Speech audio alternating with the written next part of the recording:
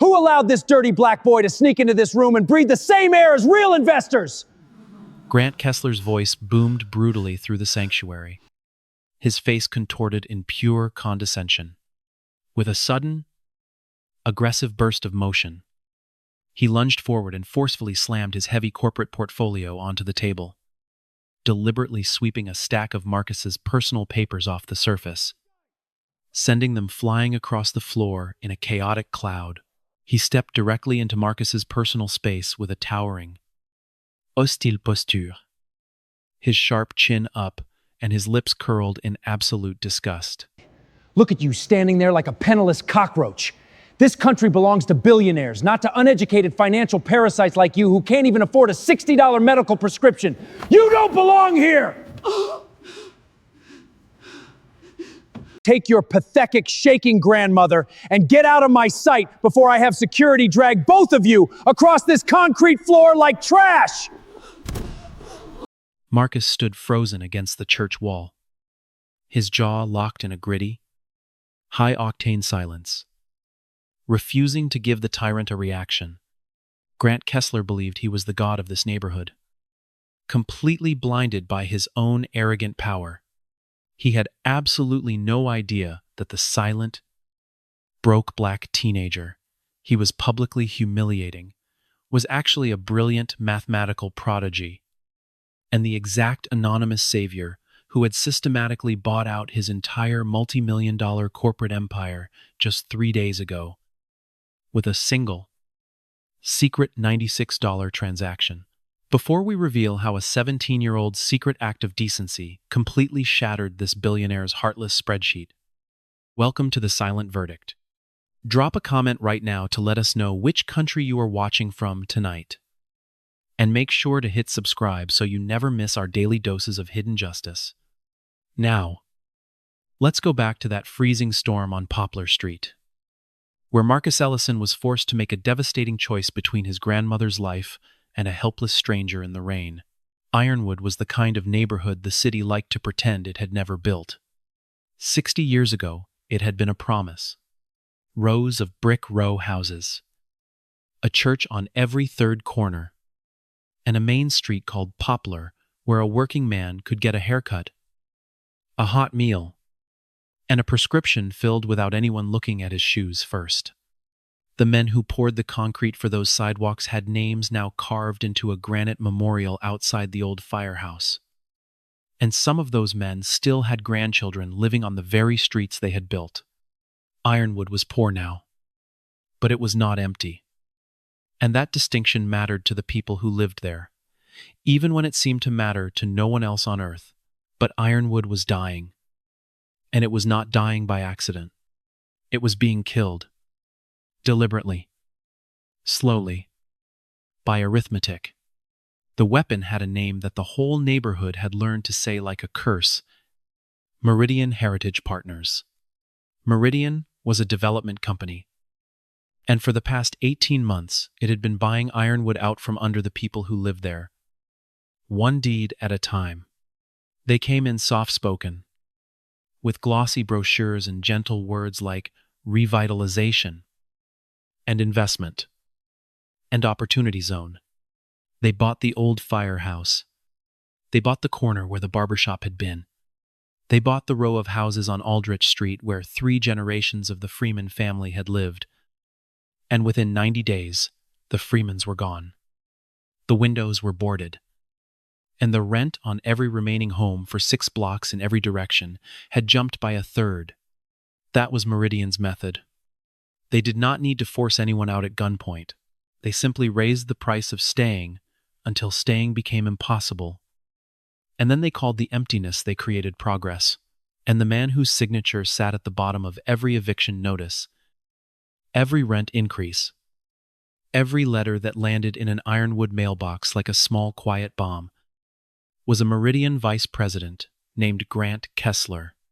Kessler had the smooth and maker-allons, untroubled face of a man who had never once in his life been afraid of losing his home. To him, the people of Ironwood were not people at all. They were line items. They were, in the language of his slide decks, blight and underutilized assets, and relocation challenges. He had bet everything he had on Ironwood. He had borrowed enormous sums, leveraged his company to the edge, and staked the entire future of Meridian Heritage Partners on a single grand redevelopment he intended to call Ironwood Commons. He was so close he could taste it.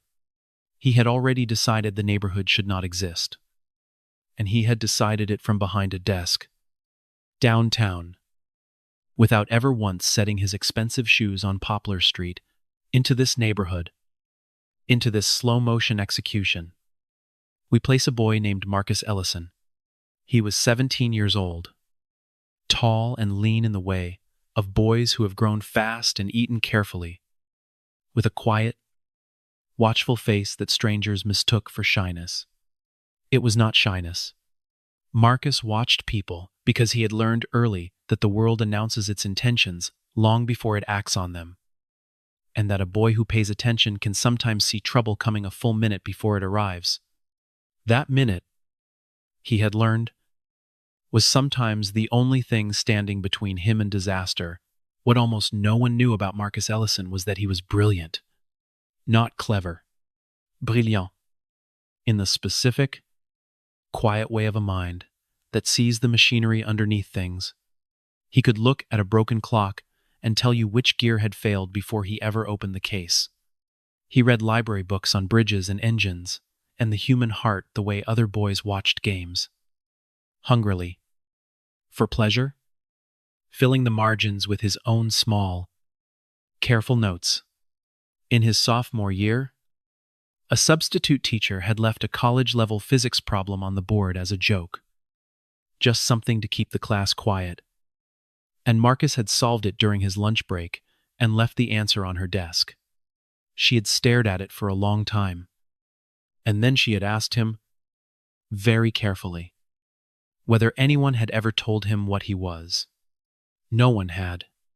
That was the tragedy of Ironwood. It was full of minds like Marcus's, quick and deep and hungry. And the world had built a wall around all of them, so tall and so old that most of them never even learned the wall was there. They simply grew up believing the sky was low. Marcus lived with his grandmother, Ruth Ellison, in a narrow second-floor apartment above what used to be a barber shop and was now a shuttered storefront with brown paper taped over the windows. Ruth was the woman who had raised him since he was 6 years old. Since the morning his mother went to work an early shift and simply never came home. Ruth was 73 years old. She had spent 40 years cleaning offices downtown, on her knees in buildings whose owners never once learned her name. And now, in her old age, her heart was failing her, the way overworked things fail. Quietly at first, and then all at once, there were pills that kept the fluid from her lungs. Pills that kept the rhythm of her heart from stuttering. Small white tablets that Marcus counted every single morning the way other people check the weather. And here is the detail that matters most in this whole story. So hold on to it. When his grandmother's medicine ran low, her hands began to shake. Not the ordinary tremble of old age, but something deeper. A specific fine tremor, the tremor of a heart starting to lose its grip on itself. Marcus had watched that tremor at the kitchen table on the mornings when the medicine had run out and the money had not yet come in. He had learned to read it the way a sailor reads the sky before a storm. He would have known that shaking anywhere, in the dark, in a crowd, in his sleep. Remember that, because before this night is over, Marcus Ellison is going to recognize that exact tremor on the hands of a total stranger. And it is going to change the fate of everyone in Ironwood. Marcus worked the overnight shift 4 nights a week at Martin's Pharmacy, 3 blocks down, Poplar. Stocking shelves and mopping floors and running the register after the last relief clerk went home. The pay was $9 and change an hour. And Marcus treated every single dollar of it like a soldier treats his last round of ammunition. On the night this story truly begins, he had exactly $118 to his name. and every dollar of it was already spoken for. 60 of those dollars belonged to the pharmacy counter itself, because that was what his grandmother's heart medicine cost when the refill came due. And it was due in 4 days. The other $58 was a desperate down payment against a wall of rent that was rising faster than any boy could climb it, because Meridian had come for Marcus too. The notice taped to the door above the old barber shop 2 weeks earlier was no longer a warning about rising rent. It was the beginning of the end. 60 days. The building was being cleared for demolition to make room for Grant Kessler's glass towers, and Ruth Ellison, 73 years old, 40 years on her knees for strangers, her heart failing in her chest, had 60 days to be gone from the only home her grandson had ever known. Marcus had done the math 100 times, and there was no answer to it. He was a mathematical prodigy who could solve a college physics problem in a lunch break, and he could not solve this. $118 could not cover a $60 refill and a $58 rent payment and a demolition clock all at once. Somewhere in the next 2 weeks, he was going to have to choose between his grandmother's lungs and his grandmother's roof. And there was no version of that choice a 17-year-old should ever have to make. He carried it the way he carried everything. Quietly. Without complaint. In a body that had learned to hold enormous weight without letting the strain show on his face. He went to school in the mornings. He worked the pharmacy at night. He counted his grandmother's pills. And he counted his own dollars. And he waited for the moment when the whole impossible thing would finally come apart in his hands. And then, on the coldest night of that autumn, when the rain came down like the sky itself had something to prove, it came apart in a way he never could have predicted. The storm had emptied Poplar Street. The rain came down in gray sheets, hammering the awning over Marden's pharmacy so hard that Marcus could barely hear the tired hum of the freezer cases. It was the kind of weather that kept even the desperate indoors, and the store had been dead for an hour. The last relief clerk on duty, a thin, unhappy man named Trevor, who did not like the neighborhood and did not bother to hide it, spent the whole evening leaning against the pharmacy window, checking his phone and counting the minutes until he could leave. Old Mr. Marden, the 70-year-old owner, had gone home at 9 with his back aching, leaving Marcus and Trevor to close. At 4 minutes past 11, the door chimed, and a man came in out of the rain. He was old, older than Marcus's grandmother, perhaps, with silver hair plastered flat against his skull and a heavy wool overcoat that had gone black with water.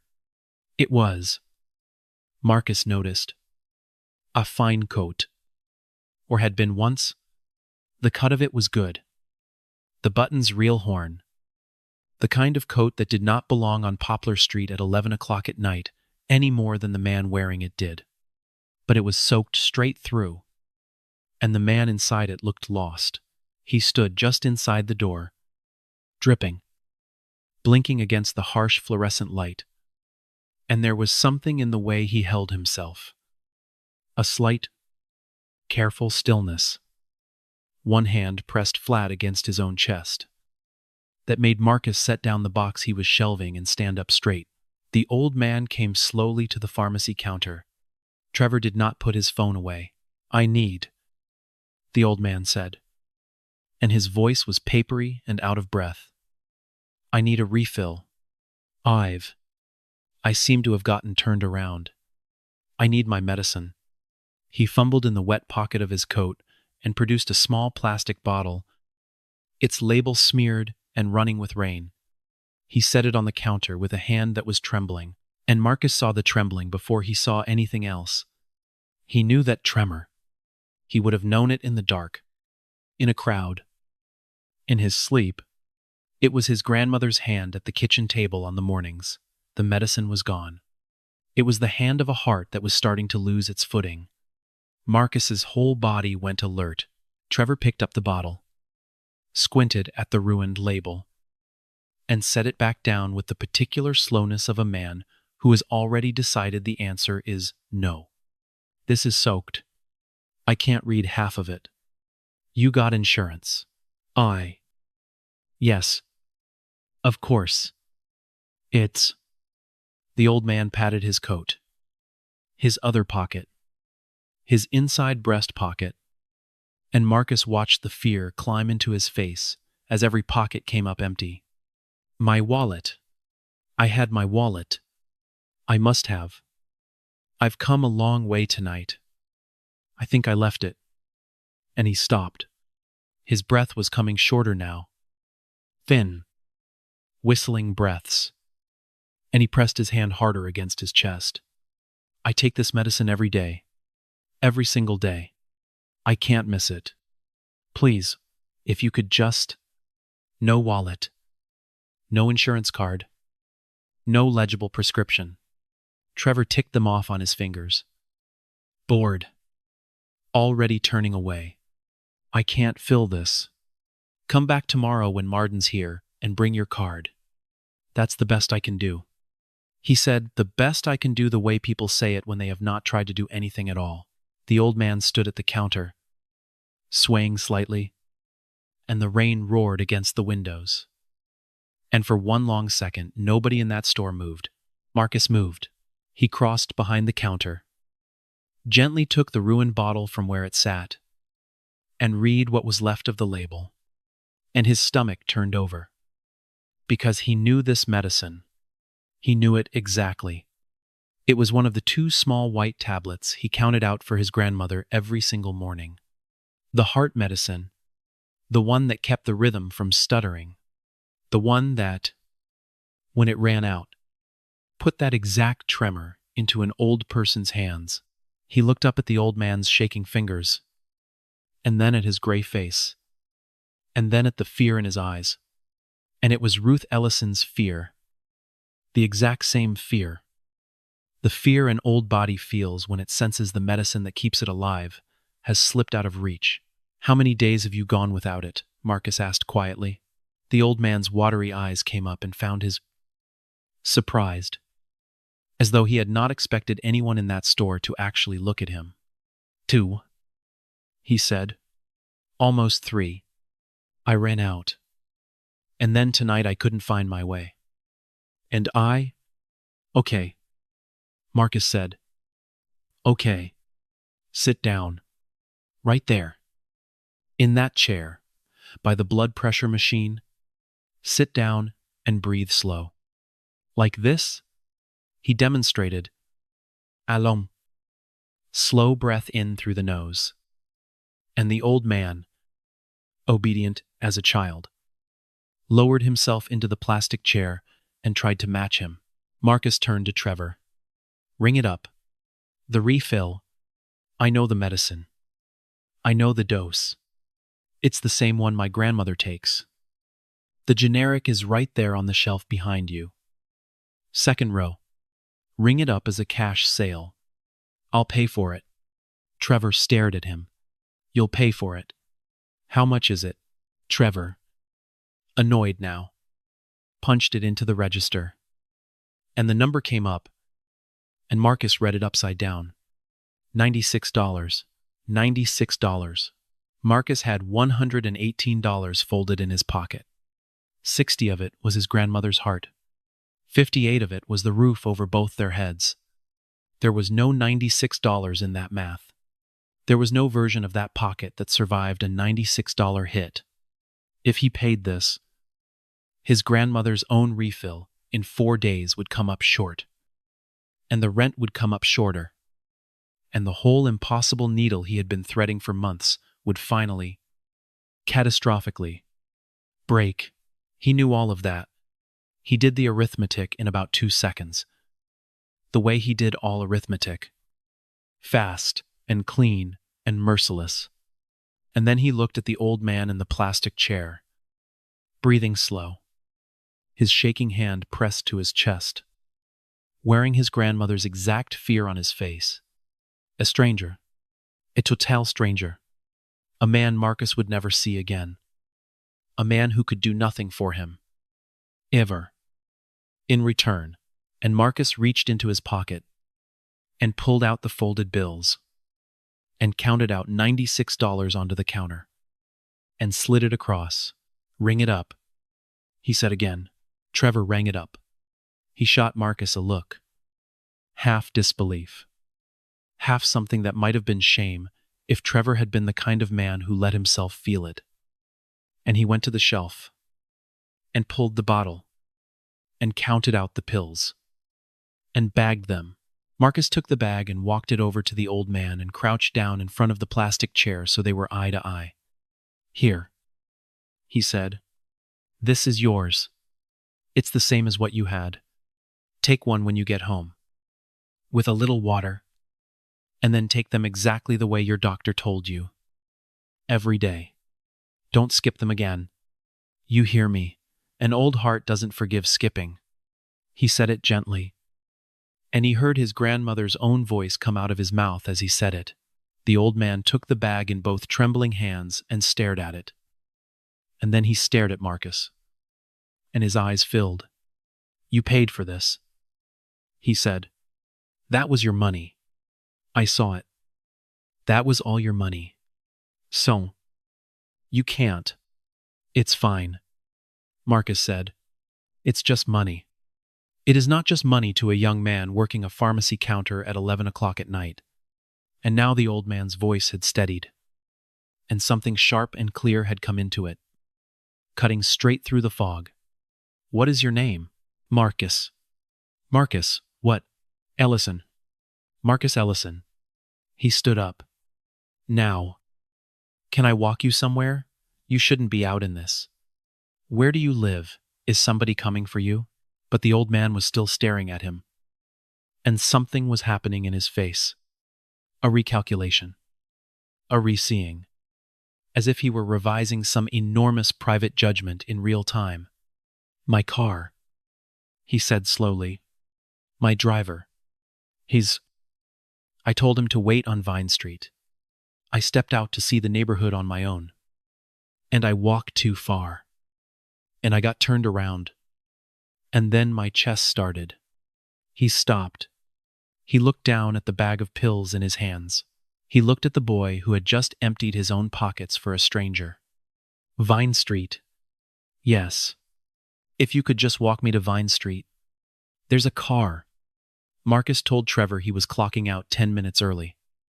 And Trevor, for once, did not argue. Marcus took an umbrella off the display rack, and he made a quiet note in his head to pay Mr. Meshins Martin the $4 for it in the morning, adding it to the running total that was already a catastrophe. And then he walked the old man out into the storm, holding the umbrella over the both of them, one hand steady under the old man's elbow. Vine Street was 2 blocks away. It took a long time, because the old man walked slowly, one careful step at a time. And Marcus matched him without a word of complaint. And there, idling at the curb where Poplar met Vine, its headlights carving 2 long tunnels through the rain. Satakar, a black car. Long. Low. Silent. And expensive. The kind of car that did not idle on the corner of Poplar and Vine at 11 o'clock at night any more than a fine wool coat belonged on the man Marcus was helping. A driver in a dark suit stepped out the moment they appeared, umbrella already open, moving fast toward them with an expression Marcus could not read. Relief and alarm all at once. Mr. Sinclair, the driver said. Sir, I've been. We were about to call the police. You cannot just walk off like that. Your security. Mr. Sinclair. Marcus filed the name away without understanding a single thing about what it meant. He handed the old man carefully into the driver's care, made sure the pills were still clutched in his hands, and stepped back. The old man turned in the open door of the car, rain drumming on the roof, and looked at Marcus one more time. His face was very calm now. Marcus Ellison, he said. as though carving it into stone. "You did not ask me for anything. You didn't have anything to give," Marcus said honestly. "You needed help. That's all it was." And then, because his grandmother had raised him to close a thing gently, he added, "Take care of your heart. Sit. Go home and get warm." He turned and walked back into the rain. And he did not look back. And he did not think for one moment about the name Sinclair, or the black car, or the fine wool coat. He thought about $96 and $4 for the umbrella, and the hole where his grandmother's medicine was supposed to be. He thought about the impossible choice that had just gotten $100 harder, and he walked home through the storm to the narrow apartment above the old barber shop. And he did not tell his grandmother what he had done, because it would have frightened her, and because it was already done, and because there are some kinds of goodness that cost you everything and then ask you to keep quiet about it afterward. That was the night. And Marcus believed it was the end of a small, private, ruinous act of decency. He had no idea that it was the beginning of everything. He had no idea that the shaking old man in the ruined coat had just become the most important stranger he would ever meet. The days that followed were the hardest Marcus had ever known. And the cruelest joke of it, the joke he could not possibly have understood at the time, was that they were hard precisely because he had done the right thing. The very next morning, his grandmother's pill bottle rattled with the sound Marcus dreaded most. Nearly empty. He counted what was left. 6 days. Maybe 7, if he stretched the dose, which you were not supposed to do, which an old heart does not forgive. The refill was due Saturday, and the refill cost $60. And Marcus no longer had $60, because Marcus no longer had almost any dollars at all. He counted them standing in the cold kitchen while Ruth slept. $18 remained of the $118 he had guarded so carefully. $18. Against a $60 refill. Against a rent notice that had already turned into a demolition clock. And he did not regret it. That is the thing he kept returning to. In the long gray hours of those days, he did not regret it. Not for 1 second. Not even as the walls closed in. He picked up extra shifts. He asked Mr. Martin for more hours. And Mr. Martin, who was a good man drowning in his own troubles, gave him what he could. But Mr. Martin was drowning too, because Meridian had come for the pharmacy as well. Marcus learned this on Thursday, when he came in for his shift and found the old pharmacist sitting in the back office with his head in his hands and a letter on the desk in front of him. And the letter had the cold gray Meridian letterhead, and the signature at the bottom said Grant Kessler. They bought the building. Mr. Martin said, not looking up. The whole block. My lease is up in January, and they will not renew it. They are going to tear it all down. 41 years I have been on this corner. Marcus, my father before me, they are going to tear it down and put up something with a valet. He laughed, and it was a terrible sound. I fill the prescriptions for half this neighborhood at cost. Because half this neighborhood cannot pay full price. You think whatever they build here is going to do that. And Marcus stood in the doorway and understood. All at once. The true scale of the thing that was happening. It was not just his apartment. It was not just his rent. It was Ironwood. All of it. The church on the corner. And the pharmacy where he worked. And the memorial with the names of the men who poured the sidewalks. All of it was being erased. Deliberately. By arithmetic. By a signature on a letter. By a man named Grant Kessler, who had never once set foot on Poplar Street and had already decided it should not exist. There was one night, in the worst of that week, when Marcus came close to breaking. He sat at the kitchen table long after his grandmother had gone to sleep, with a pencil in the back of an envelope, and he added it all up. all the way to the bottom, with no more shifts left to pick up and no more corners left to cut. And there was no answer. He was a mathematical prodigy, and there was simply no answer. No arrangement of the numbers that let his grandmother keep both her medicine and her home. He put his head down on the table. In the dark, and for one bitter minute, he let himself wonder whether he had been a fool, whether kindness was a luxury for people who could afford it, whether he had thrown away his grandmother's survival on a stranger who had probably already forgotten his face. And then he lifted his head and wiped his face. And he found that he did not believe it. He kept coming back to the old man's shaking hands. He kept thinking, that was somebody's grandmother's hands. That was somebody's Ruth. And he knew, with a certainty that went deeper than any arithmetic, that if he could go back to that counter, he would slide the $96 across again. And again. And again. No matter what it cost him. Because a person who lets a stranger die in the rain to save himself has not saved anything worth keeping. He turned off the kitchen light and went to bed. And he got up the next morning and counted his grandmother's pills and went to work. Because that is what you do. You carry it. You keep being who you are, even when it is breaking you, especially then. And here is what Marcus Ellison did not know. In the middle of all that suffering, he did not know that he was being watched, because over those same days, a black car had begun to appear on Poplar Street. It came and it went. It parked half a block down, its engine silent, its windows dark. Marcus never noticed it, because he had bigger fears filling his eyes.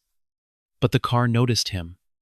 It watched him come out of the pharmacy at midnight and walk his grandmother's neighbor, old Miss Ollie, home under an umbrella, because Miss Ollie's arthritis made the wet stairs dangerous. It watched him press one of his last dollars into the hand of a child outside the corner store who was 40 cents short for milk. It watched him carry a sick man's medicine 3 streets over on his own time, in his own rain, asking for nothing. It watched a 17-year-old boy who had just given away every cent he owned and who was days away from losing his home, keep on being kind to every single person he passed, as though kindness were simply the shape of him and could not be switched off by hardship. And in the back of that black car sat an old man in a dry wool coat, and beside him sat his wife. And together they were making a decision that was about to change the entire fate of Ironwood, because the old man Marcus had saved in the storm was named Nathaniel Sinclair, and Nathaniel Sinclair was one of the wealthiest men in the country. 50 years earlier, he had built a manufacturing company out of nothing. Out of a rented garage and a loan, he had to beg 3 different banks to grant him. Because Nathaniel Sinclair had grown up poor and black in a neighborhood not so very different from Ironwood. And in those days, the banks did not like to lend to men like him. He had built it anyway. He had built it into an empire. And then, in his old age, he and his wife, Grace, had turned nearly all of it toward a single purpose. The Sinclair Family Foundation. $3 billion. Deployed to do one thing, and one thing only, to find the neighborhoods that America had written off, the Ironwoods, and to prove that the world had written them off wrongly. The foundation had been studying Ironwood for months. On paper, the neighborhood was exactly the kind of place the Sinclairs invested in. But on paper, so was Grant Kessler's plan. And numbers alone could never tell Nathaniel what he actually needed to know, because Nathaniel Sinclair had learned, over 50 long years, that you cannot save a place by pouring money into its buildings. You save a place by finding the people inside it who hold it together, the quiet ones, the ones who carry the weight without being asked and without being paid and without ever being seen. And then you build around them. And so, against the frantic objections of his security and his doctors, Nathaniel Sinclair had done what he always did before the foundation committed to a neighborhood. He had walked into it himself, on foot, in an old coat, to see with his own eyes what kind of people lived there, and whether they were worth fighting for. He had truly gotten lost that night. His chest truly had begun to seize. He truly had run out of his heart medicine 2 days before. Careless in the way stubborn old men are careless. The danger in that pharmacy had been completely real, but so had the test. And the test was this. In a neighborhood the whole world had decided was worthless, would a single living soul treat a helpless stranger as though he had worth.com? Would anyone, in a place drowning in its own troubles, spend their own last resources on a man who could never repay them? Marcus Ellison had answered that question in 11 seconds, without ever knowing it was being asked, at a personal cost that Nathaniel Sinclair had then watched play out in agonizing detail over the days that followed. The extra shifts, the shrinking dollars, and worst of all, the eviction notice, the demolition clock, the boy losing his entire world as a direct consequence of his own decency, and never once complaining, and never once telling a soul he gave away his own survival. Grace Sinclair said quietly, in the back of the car, watching Marcus disappear into the pharmacy for another midnight shift. For a stranger? And now he is about to lose everything for it. And he still has not said a word. And he still helped that old woman up the stairs an hour ago. She turned to her husband. Nathaniel, this is the one. This is the person we build around. Yes, Nathaniel Sinclair said. And then his people brought him something else. Ah, file. And he read it in the back of that car. And his old face changed, because the file told him what Marcus Ellison actually was. The physics problems solved in a lunch break. The test scores a guidance counselor had called extraordinary before she looked at his address and said, if only, and let it trail off. The mind of an engineer, a real one, trapped behind a wall so old, the boy had never even learned it was there. Nathaniel Sinclair read that file, and something fierce came into his eyes. Grace, he said, we are not going to just save this boy. You do not just save a boy like this. He looked out at the dark, doomed windows of ironwood. You give a boy like this a whole neighborhood to save with him. Get me the lawyers, and get me the financials on Meridian Heritage Partners. All of them. I want to know exactly how Mr. Grant Kessler built his little kingdom. And what the lawyers found was this. Grant Kessler had bet everything. Meridian was leveraged to the breaking point, buried under enormous debt. And every dollar of that debt was staked on one single project. Ironwood. If the redevelopment closed, Kessler would be a titan. But if the redevelopment failed, if he could not deliver the neighborhood clean and whole to his investors, the entire company would collapse under the weight of its own borrowing. Because a company that has bet the whole firm on one project does not survive that project falling apart. Nathaniel Sinclair smiled when he heard that, and it was not a gentle smile. Over the next 3 days, quietly, through the Foundation's vehicles, through intermediaries whose names meant nothing, the Sinclair Family Foundation did 2 things at once. First, it purchased every single one of the final parcels Kessler still needed to complete his plan, paying the owners 3 times what Meridian had offered, which is to say, something a little closer to what a person's home is actually worth. Without those parcels, there could be no Ironwood Commons. There would be a permanent hole in the very center of Kessler's grand design, and a project with a hole in the center of it cannot be delivered to investors. And second, the Foundation quietly bought up Meridian's crushing debt. The loans, the notes, the leverage, all of it, so that the moment the redevelopment failed, the entire multi-million-dollar corporate empire of Grant Kessler would come crashing down, and the Sinclairs would be the ones holding the wreckage It was done in secret. It was done in 3 days. And the single transaction that had set the whole thing in motion, the trigger, the seed, the first cause of Grant Kessler's total destruction, was a broke 17-year-old boy sliding $96 across a pharmacy counter in the rain to save a dying stranger who turned out to be the one man alive with the power and the will to burn Kessler's kingdom to the ground. Marcus Ellison did not know any of it, and Grant Kessler did not know any of it either. Kessler still believed, right up until the final hour, that he owned Ironwood, that his empire was safe, that the closing was days away and nothing on earth could stop it. He still believed he was the god of that neighborhood. He was about to find out exactly how wrong he was. In front of the entire congregation, in the house of God, because the Sinclairs asked one final question of their people. When is the community meeting?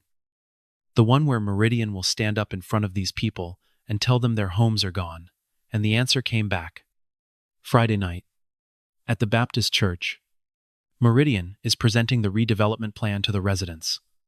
They are calling it a community input session. Community input? Nathaniel Sinclair said softly. How generous of him. We will go to the meeting. Greater Vine Baptist Church had stood on the corner of Vine and 3rd for 90 years. And it had never in all that time been as full as it was on that Friday night. The whole of Ironwood came. They filled the wooden pews, and they stood along the back wall, and they crowded into the vestibule and spilled out onto the cold steps outside. Because Grant Kessler had summoned them, and because they had nowhere else on earth to make their stand. Old men in their church suits, mothers with children on their hips, Miss Ollie in the 3rd row with her cane across her knees, Mr. Marden near the back, gray-faced and exhausted, and Marcus Ellison, standing against the side wall with his grandmother seated on the aisle beside him. Because Ruth had insisted on coming, and Marcus had wrapped her in her good coat and walked her the 4 blocks slowly, one careful step at a time. And now he stood beside her with his jaw set and the folded eviction notice still in his pocket. At the front of the church, where the choir usually stood, Meridian had set up a projection screen and a long table, and behind that table sat Grant Kessler, and his presentation was a masterpiece of gentle erasure, slide after slide of glass towers and landscaped plazas and a rebranded neighborhood. They were going to call it Ironwood Commons, Kessler explained, as though naming the thing that replaces you after you are gone is somehow a kindness. He described Ironwood, the living neighborhood, full of the people sitting right in front of him. Using the word blight, he described their homes as underutilized assets, and when a woman in the 4th row stood up and asked, in a shaking voice, where they were all supposed to go, he described the people themselves as a relocation challenge. The company was committed to managing responsibly. I understand this is emotional, Kessler said, in the tone of a man explaining the weather to children. Change always is. But I want everyone here to understand that this is happening. The acquisitions are nearly complete. We close on the final parcels next week. I am not here tonight to ask your permission. He let that land. Gently, cruelly. I am here to make the transition as smooth as possible. Sentiment is understandable, but sentiment does not pay for infrastructure. At some point, someone has to make the hard, responsible decision about what this land is actually worth. And then his eyes found Marcus. Maybe it was the boy's stillness. Maybe it was the sick old woman beside him. Maybe a man like Grant Kessler simply needs, in a room full of people he is crushing, one face to crush, in particular, so that all the others learn their place.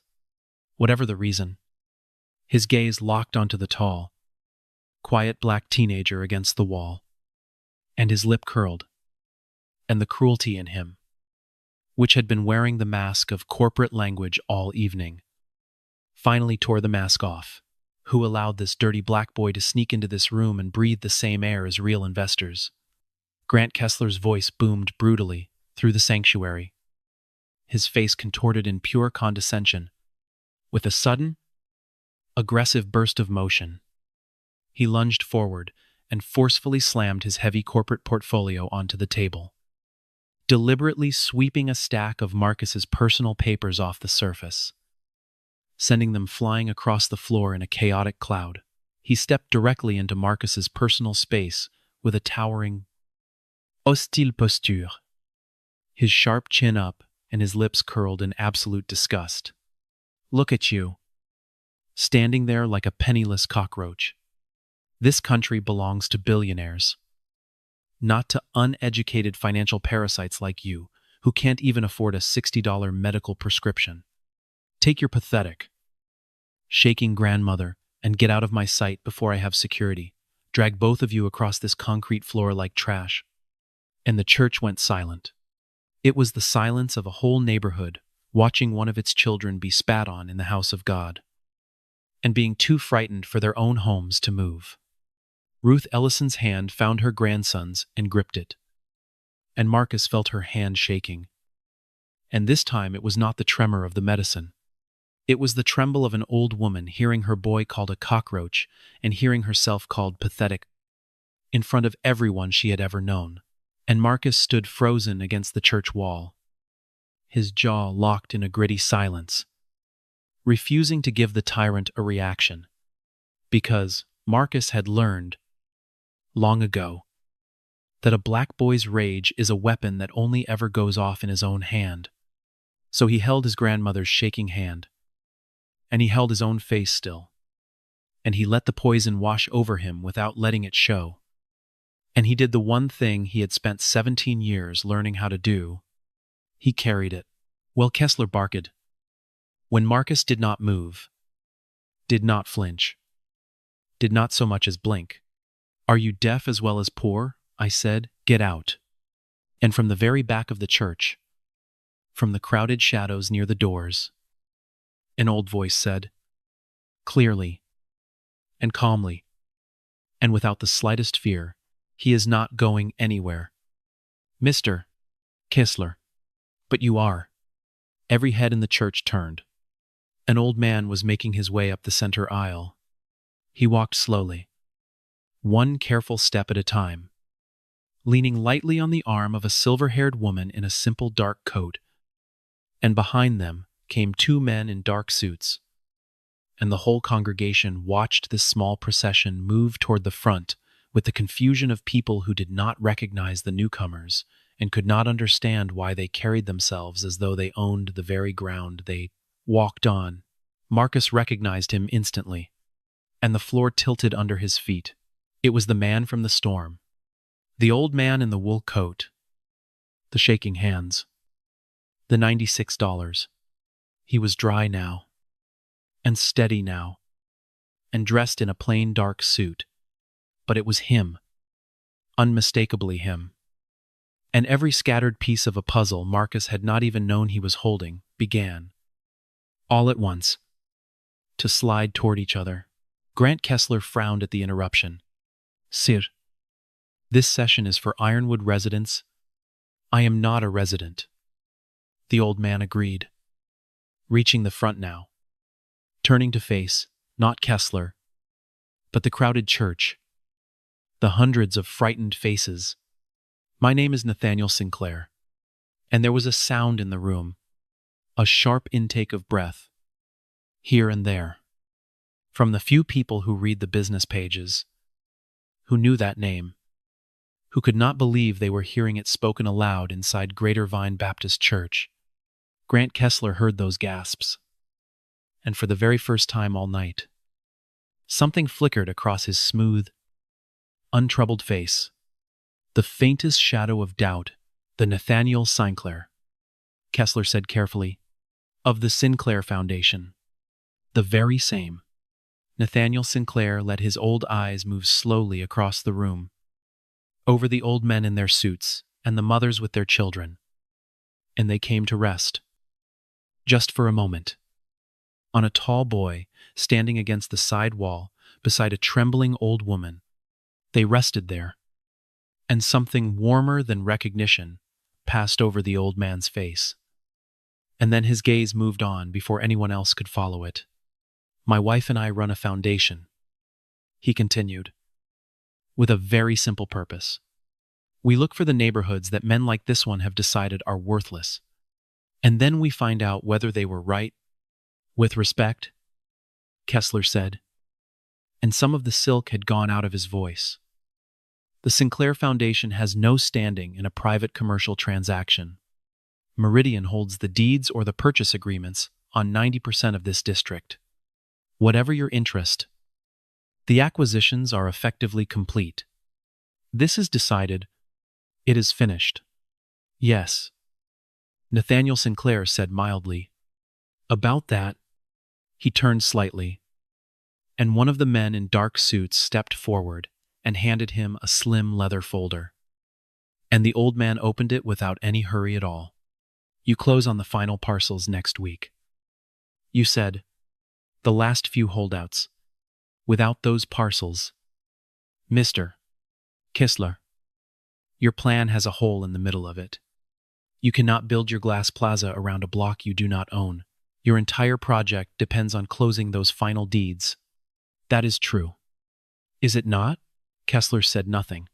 "The Sinclair Foundation," Nathaniel Sinclair said, "purchased every one of those final parcels 3 days ago, quietly, through people whose names you would not recognize, which is exactly why you never saw us coming."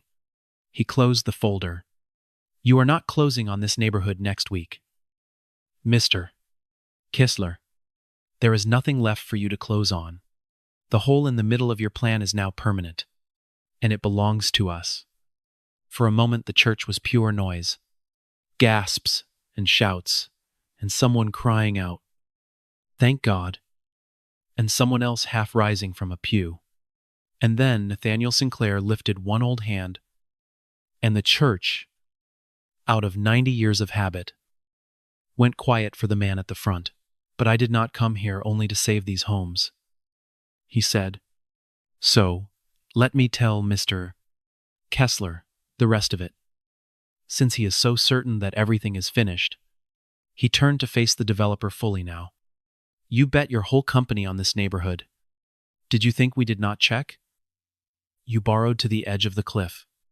Every dollar Meridian has, and a great many dollars it does not have, is staked on Ironwood Commons, and a company that bets the entire firm on one single project does not survive that project falling apart." His voice was quiet and terrible. 3 days ago, the foundation did not only buy your parcels, Mr. Kessler, we bought your debt. All of it. Every note. Every loan. Every piece of leverage you used to build your little kingdom. We own it now. And your kingdom just fell into a hole it can never climb out of. As of tonight, your company is finished. You simply had not been told yet. The blood drained out of Grant Kessler's face. He stumbled half a step backward and caught himself on the edge of the table. "That is not possible," he whispered. "That is, you cannot have. No one could have moved that fast. No one even knew." "One person knew," Nathaniel Sinclair said, though he did not know he knew it. And the old man's voice began to rise, and to shake with feeling, and to fill the whole church. "You want to know how your empire fell. Mr. Kessler, you want to know what the single transaction was. The one that started all of it. The one that bought your whole kingdom out from under your feet. It was $96. He let the number hang in the silence. $96. Spent 3 days ago. In the middle of your freezing storm. At a pharmacy counter on Poplar Street. And I know that, Mr.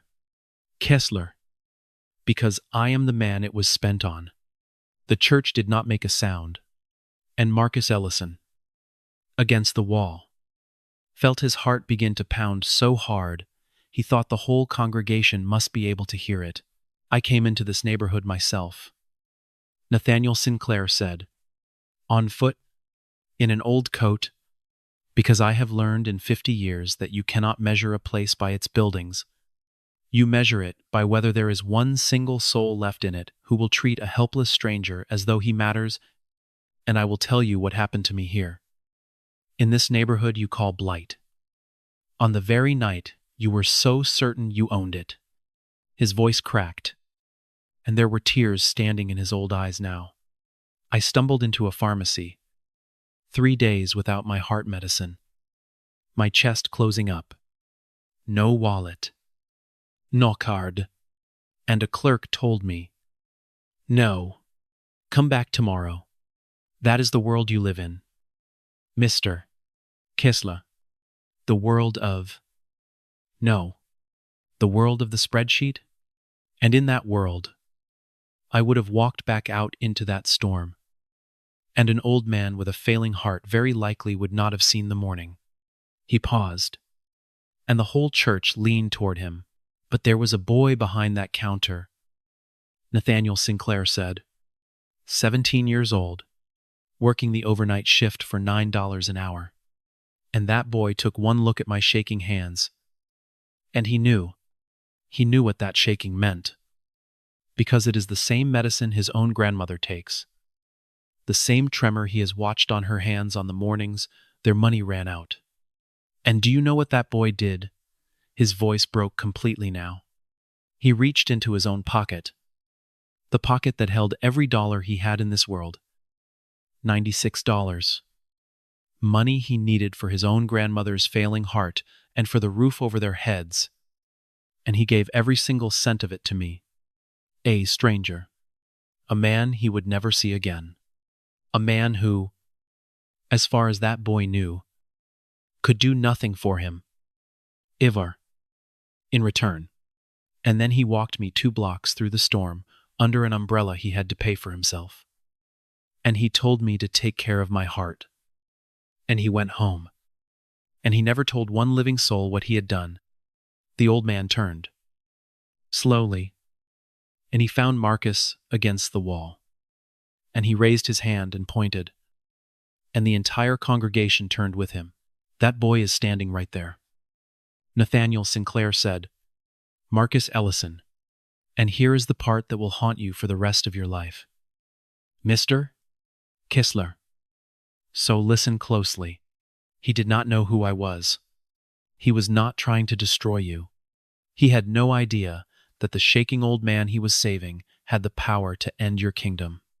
He spent his last $96 out of nothing but pure, unwitting decency.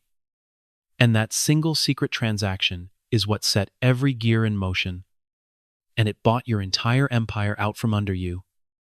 And the boy who brought you down never even knew he was doing it.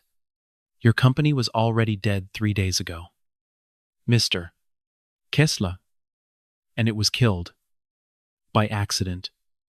By the kindness of a black teenager you just called a cockroach to his face. And then the old man's voice gentled, and he spoke to the whole trembling church.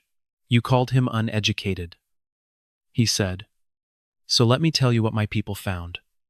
This boy solved a college physics problem in a school cafeteria on his lunch break. For fun. His test scores are extraordinary. A counselor told him he could be an engineer. A real one. And then she looked at where he lived and said, if only. That is the mind you just tried to sweep off a table onto the floor. That is what this neighborhood grows. Mr. Kistler. In the middle of being crushed by your arithmetic, a boy like that, there is no spreadsheet on earth that can put a number on a boy like that. And there is no version of this world in which we let you erase the place that made him. Grant Kessler stood at the front of the church he had come to conquer. His empire gone. His cruelty dragged out into the light with no paperwork left to hide behind. And hundreds of faces turned up at him. And he had nothing. All his soft words had run out. He gathered his laptop and his slides in shaking hands. And he walked down the side aisle and out the doors of the church. and not one single person turned to watch him go. Because no one in Ironwood cared anymore what happened to Grant Kessler. He had never been the point. He never would be. The point was standing against the wall with tears in his eyes. And the whole neighborhood was about to rise to its feet for him, and rise they did. Old men and mothers and children. They stood up in the pews of Greater Vine Baptist, and they began to applaud. Not the polite applause of a meeting, but something that rolled and built and turned into a roar. An entire neighborhood on its feet, for a 17-year-old boy who had given away everything he owned in the dark and told no one. Miss Ollie was standing on her bad legs, both hands raised. Mr. Marden was weeping openly at the back, and beside Marcus, his grandmother had turned to look up at him. Ruth Ellison, her hand still gripping his, and she was staring at him with her mouth open and the tears streaming down her face. Because in that moment she understood everything, all of it, at once. The extra shifts, the $18, the tightness in her boy's face for a whole week, the $96 he had never once mentioned, the roof he had risked to keep a stranger breathing, the eviction notice he had folded up and hidden in his pocket so she would not see him break. Marcus, she whispered. Babe, what did you do? I'm sorry. Gran, Marcus said, and his voice cracked. And for the first time in a week, the steel in him cracked with it. And something enormous came up through the break. I couldn't. His hands were shaking. Gran. His hands were shaking just like yours. I couldn't just let him. And he could not finish. Because his grandmother had pulled his head down against her shoulder. This old woman, with her failing heart, holding her tall grandson while he shook. And around them the whole roaring church stood on its feet. And Nathaniel Sinclair watched from the front with tears running down his old face, and let the sound wash over the boy the world had written off. The boy who had answered a question he never even knew was being asked, when the noise finally quieted. And it took a very long time to quiet. Nathaniel Sinclair asked Marcus to come to the front. And Marcus, still shaking, walked up the center aisle past hundreds of people reaching out to touch his shoulder, and stood before the old man he had saved in the storm, Marcus Ellison. Nathaniel Sinclair said, and he took the boy's hand, in both of his old ones. The hands that had been shaking 3 days ago and were steady now because of what this boy had done. I owe you my life, but I am not going to insult what you did by trying to pay you back for it. Because a thing like that cannot be paid back. It can only be passed forward. So I am not going to give you a reward. I am going to give you a responsibility, and I want you to decide. Tonight, in front of everyone who raised you, whether you are willing to carry it. He turned to the church. The Sinclair Foundation is going to do far more than save these homes. He said, every parcel we bought, we are placing into a community land trust, which means, in plain words, that this land can never again be bought out from under you by a man with a spreadsheet, not by Meridian, not by anyone, ever again. The homes you live in, you keep. The rents that were raised to force you out will be rolled back to what a person can actually pay, Miss Ollie. And here he found the old woman in the third row. And Marcus saw her hand fly to her mouth. I have your eviction file. It is reversed. Tonight. You are not going anywhere. And neither is anyone else in this room. The church made that deep sound again. The sound of hundreds of people feeling a weight they had carried for 18 months finally lift all at once. And Marden's pharmacy. Nathaniel Sinclair went on, finding the old pharmacist at the back. Mr.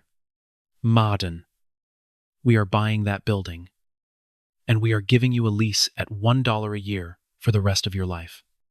But we are going to make it into something more than a pharmacy. We are going to build a real community health center there. A place where an old woman's heart medicine is never more than she can pay. Where no lost soul is ever turned away into the rain again, because a clerk decided he did not matter. And we are going to name it. And he looked at Marcus, and his voice went soft.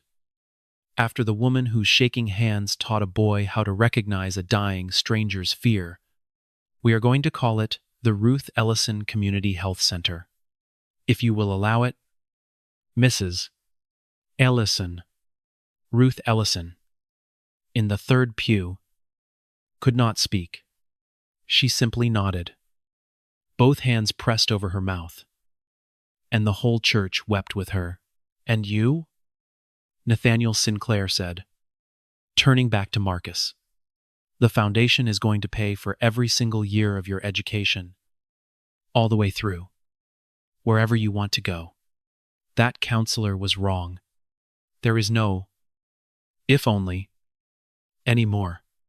You are going to be an engineer, ora doctor, or whatever you decide, because you are going to have the chance to decide, which is the one thing this world tried to steal from you.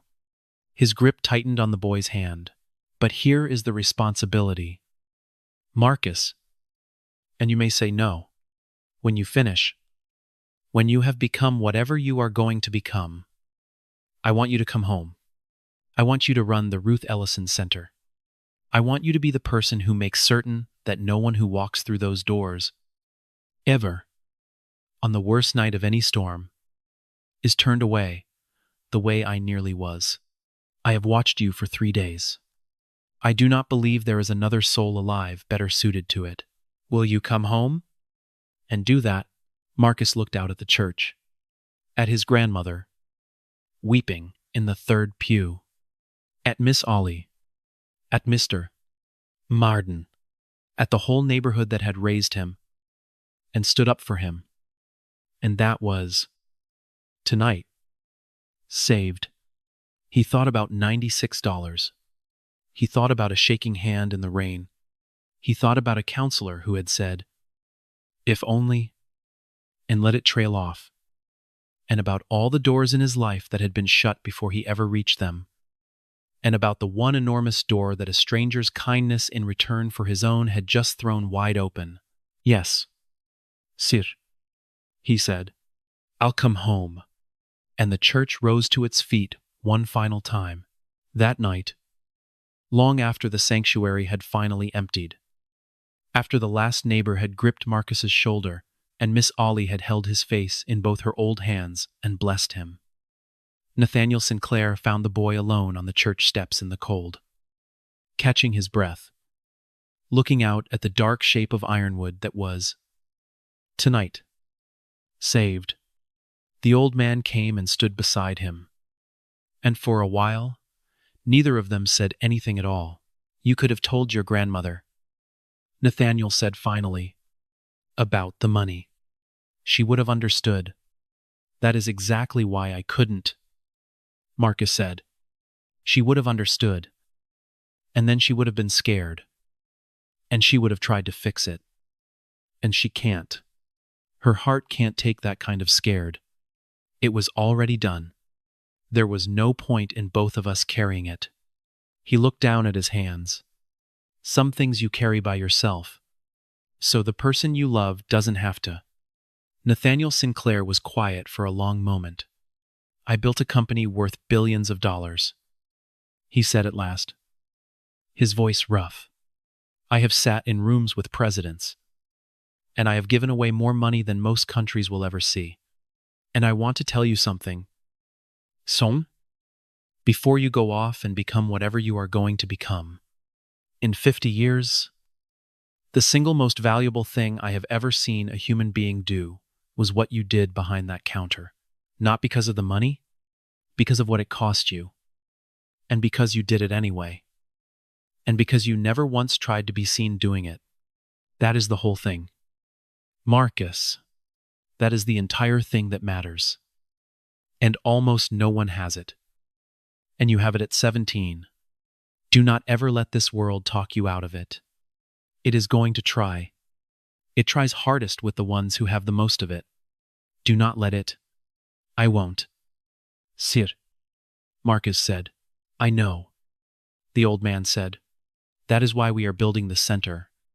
2 years later, the Ruth Ellison Community Health Center opened its doors on Poplar Street. In the very building where Marden's Pharmacy had stood for 41 years.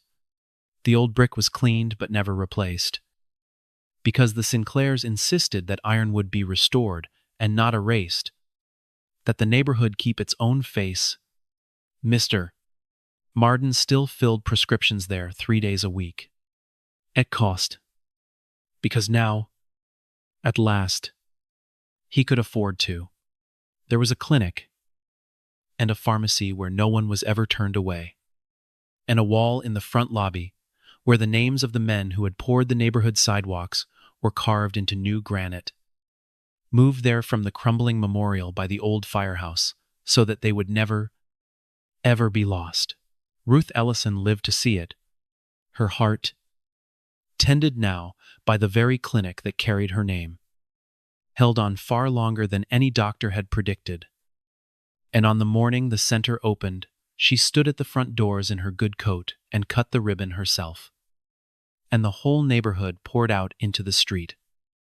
And it was the proudest day of her long.com. Hard life. In the years that followed, she would tell any visitor who would listen the story of the night. Her grandson gave away his last $96 to a shaking stranger in a storm and never said a word. And she would tell it not as a story about money, but as a story about the one thing she had spent 11 years welding into that boy's bones. The thing that no eviction notice and no demolition clock and no rich man in a good suit had ever been able to take back out of him. Ironwood did not become Ironwood Commons. It stayed Ironwood. The land trust held, the way land trusts do, and the rents stayed what a person could actually pay. And the families who had lived there for generations stayed too. And their children grew up in a neighborhood that had been fought for and won, instead of paved over. Grant Kessler and Meridian Heritage Partners were gone, dissolved under the weight of their own borrowing. And Ironwood did not spend one moment thinking about them, because they had never been the point. And Marcus Ellison went away to school, and studied, and came home, a young man now, in a white coat instead of a pharmacy smock. The director of the Ruth Ellison Community Health Center on Poplar Street. He was good at the work. Ferociously good. The way he had always been good at things once he was finally given the chance. But that is not the part of the story I want to leave you with. The part I want to leave you with happened on an ordinary night. Years after the storm. Long after the center opened. When Marcus was working late and a woman came in out of the cold. A young mother. Tired. Frightened. With a sick child on her hip and a prescription she could not pay for. And a card that had just been declined. And the young clerk at the counter hesitated and started to say the words that begin with, "I'm sorry, but," and Marcus Ellison came out from the back in his white coat, and he took one look at the woman's face, and he saw the fear in it that he had seen 100 times before, the fear he would know anywhere, in the dark, in a crowd, in his sleep, and he said, quietly, "Ring it up. It's covered." And when the young mother began to cry and say that she couldn't, that she would pay him back, she promised. Marcus Ellison shook his head. And he said the very same words a boy had once said in that same building. On the worst night of a long-ago storm, "It's fine," he said. "It's just money. You needed help. That's all it is. Because that is what a kindness does. When it lands on the right person at the right moment, it does not get paid back. It gets passed forward. From a shaking hand in a storm, to a boy's empty pocket, to a whole neighborhood saved, to a young mother years later who will ex-proprietor, on some cold night of her own, do the very same thing for someone else. That is the only interest a true kindness ever pays. And it compounds forever. The world told ironwood it was worthless. A spreadsheet said so. A man in a good suit stood up and said it to their faces. In the house of God. And called a brilliant boy a cockroach. And they were wrong. Not because ironwood had money, and not because it had power, but because it had a boy who would give a dying stranger his last $96 in the rain, and never say a single word about it. The powerful always think that worth is a number. They are always wrong. Worth is what you do when helping someone costs you everything and can never, ever be repaid.